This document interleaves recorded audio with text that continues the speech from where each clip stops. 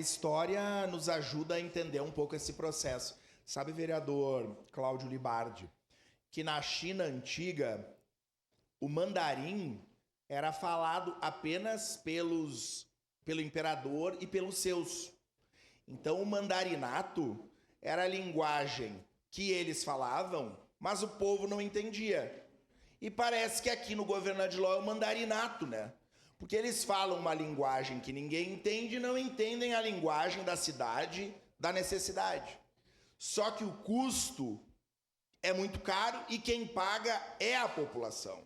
A Guarda Municipal é uma referência de trabalho promovido por servidores públicos municipais, com treinamento, para cuidar do patrimônio, para auxiliar na patrulha ambiental, nas nossas escolas. E eu, como professor, falo sempre isso.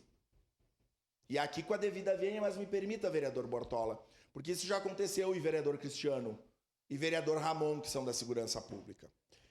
É muito diferente a atuação de um profissional da segurança pública que entra numa escola de metralhadora, porque ele está fazendo plantão lá perto para resolver um problema de aluno. Não é legal isso. Já aconteceu em escola, que é o que pode acontecer quando se chama brigada militar.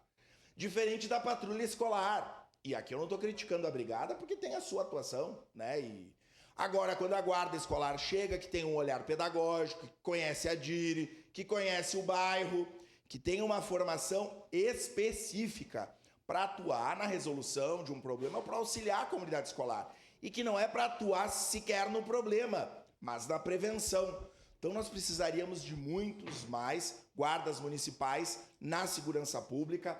Votamos sim para que sejam nomeados e o prefeito Adiló precisa exclusivamente pegar sua canetinha e assinar o seu papel simbólico, no momento oportuno. Obrigado, vereador Lucas. Próxima vereadora inscrita, vereadora Estela Balardim. Com a palavra. Bom dia, colegas vereadores.